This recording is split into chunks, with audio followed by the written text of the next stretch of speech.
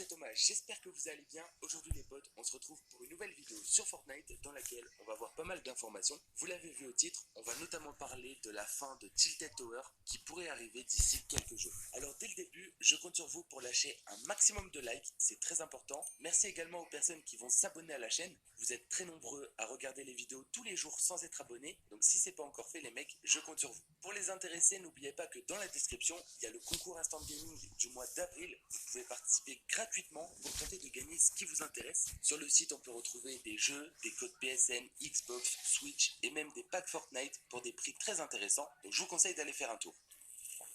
Pour commencer cette vidéo, les nouveaux skins Coachella sont arrivés dans la boutique de cette nuit et ils sont vraiment incroyables, que ce soit le skin Alto ou le skin Poète, vraiment j'adore, n'hésitez pas à me dire ce que vous en pensez en commentaire. Après les accessoires, donc les pioches, etc. je les trouve un peu moins cool que la dernière fois, mais en tout cas les deux skins sont vraiment stylés. Alors le pack complet coûte 2800 V-Bucks et si jamais vous voulez prendre qu'un seul skin, ça vous coûtera 1500 V-Bucks. Dites-moi si vous allez les acheter ou pas. Au passage, ça fait longtemps que j'ai pas fait un concours pour juste vous faire gagner des V-Bucks. Si ça vous intéresse, dites-le moi en commentaire.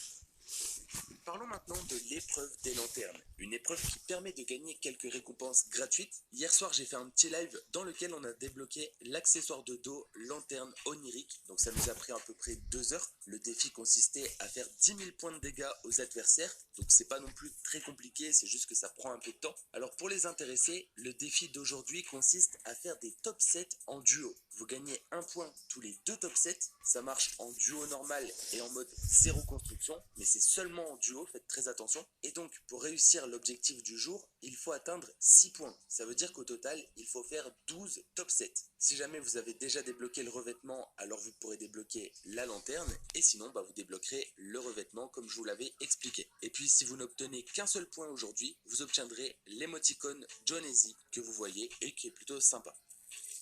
Parlons maintenant de la collaboration avec le Wu-Tang Clan. Ça a été officialisé hier à 16 h, comme je vous l'avais annoncé hier matin. À partir du 24 avril à 2 h du matin, donc dans 2 jours, on pourra retrouver l'ensemble complet dans la boutique d'objets. On commence donc avec ce skin masculin qui est vraiment pas mal. On a aussi ses accessoires qui sont plutôt stylés. On aura aussi un skin féminin. Donc c'est des skins de Fortnite qui possèdent la tenue du Wu-Tang Clan. En vrai, je trouve que c'est plutôt pas mal. On a également un pack d'accessoires avec un planeur, revêtement, une émote.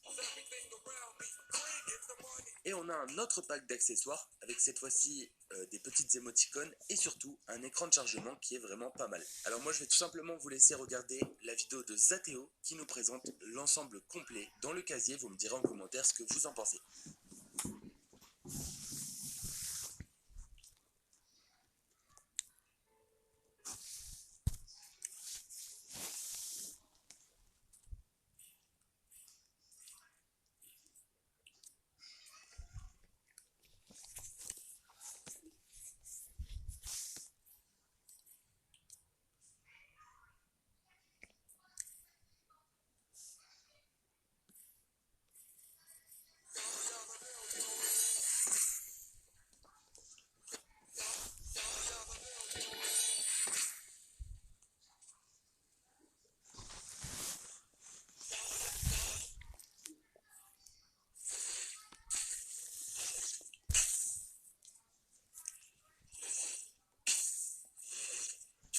Ici j'ai également un clip à vous montrer dans lequel on peut voir l'animation du planeur, au cas où ça vous intéresse, et bien voici à quoi ça ressemble. Alors cette collaboration ne s'arrête pas là, il y a également un objet exclusif à débloquer, donc c'est juste un aérosol avec écrit Wu-Tang. Pour l'avoir, il faudra acheter un vêtement de la collection Wu-Tang X Fortnite, qui va justement sortir en même temps que les skins dans la boutique. Alors ici on a un sweat qui a été envoyé à certains créateurs. En vrai le design est plutôt sympa. Maintenant je pense que ce sera assez cher, donc pour avoir un aérosol, ça vaut pas trop le coup.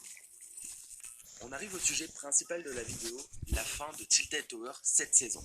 Alors prenez toutes ces infos avec des pincettes, mais vous allez voir que c'est très probable. Actuellement, on a une bataille à Coney Crossroads. Les 7 sont en train de battre l'Institut Onirique pour récupérer la ville. Et il y a Kumar qui nous a donné une information très importante, c'est que le dirigeable allait se cracher à quelques mètres de la ville. Il nous a même fait une petite vidéo animée dans laquelle on peut voir le dirigeable se diriger justement vers le lieu de crash. Donc ça va arriver mardi prochain, dans quelques jours, lorsque la bataille sera terminée. Du coup, on pourra retrouver des débris, etc. Ce sera un peu plus ouvert que les autres dirigeables que l'on retrouve actuellement dans l'eau. Ah Et oui, ouais. parce que ceux du Daily Bugle et de Kondo Canyon se sont crashés dans la mer, donc ils n'ont pas directement impacté la map.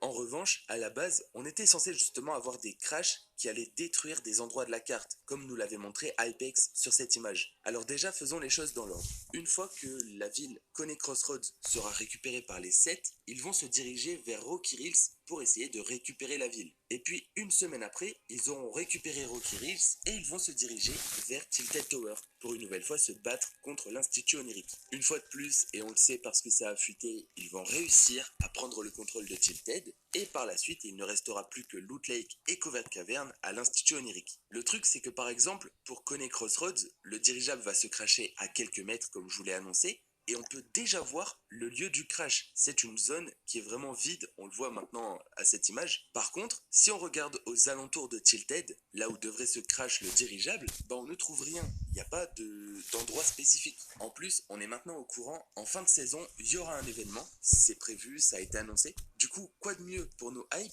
que de détruire Tilted Tower quelques jours avant l'événement. Ça me fait penser au poisson d'avril de Kumar justement, qui avait détruit la ville avec le dirigeable. Peut-être qu'il avait même prévu que ça pouvait arriver. Dans tous les cas, il va forcément se cracher quelque part, et j'ai bien peur que ça détruise une partie de Tilted Tower. Alors vous me direz ce que vous en pensez en commentaire, mais je pense que c'est probable et que Tilted sera impacté. Surtout qu'au final, il n'y a plus autant de joueurs qu'à l'époque. Quand la ville a fait son retour, il y avait beaucoup de monde, mais là c'est vrai que c'est un peu moins joué.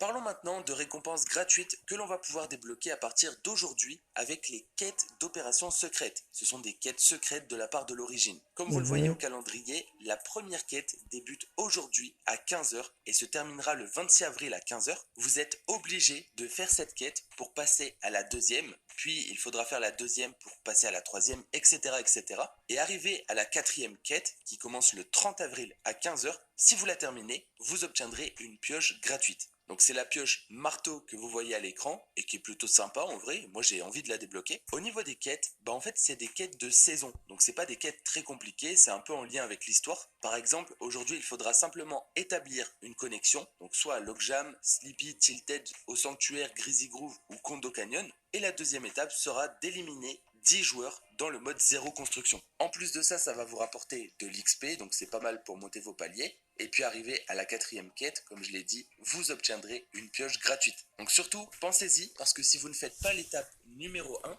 vous ne pourrez pas participer à la suite de cet événement et donc débloquer les récompenses. Parlons maintenant d'un autre défi qui a justement interpellé pas mal de personnes. Vous avez été nombreux à m'en parler. Il y a quelques jours, on devait détruire des structures avec une mitrailleuse légère. Le problème, c'est que cette arme n'est pas encore disponible dans le jeu. On sait qu'elle va bientôt faire son retour, Hypex nous en parle depuis un certain temps, et puis ça semble se confirmer puisqu'ils ont même modifié le bruit de l'arme. Mais en fait, le défi a été activé une semaine trop tôt, donc il a été remplacé. Maintenant, il faut boire des potions, je crois. Et concernant la mitrailleuse légère, elle devrait également faire son apparition dès mardi, donc dans quelques jours. Dites-moi si vous êtes content. Alors j'avais aussi envie de vous rappeler que d'ici quelques temps, on pourra débloquer 3 autres récompenses gratuites. Donc en ce moment, il y a pas mal d'objets à avoir, c'est vraiment cool. Il s'agit d'un aérosol, d'un accessoire de dos qui est vraiment stylé et également d'un écran de chargement. Vous l'aurez compris, ce sont les récompenses FNCS qui seront bientôt annoncées et dès que ce sera le cas, je vous tiendrai informé. Ah, excusez-moi.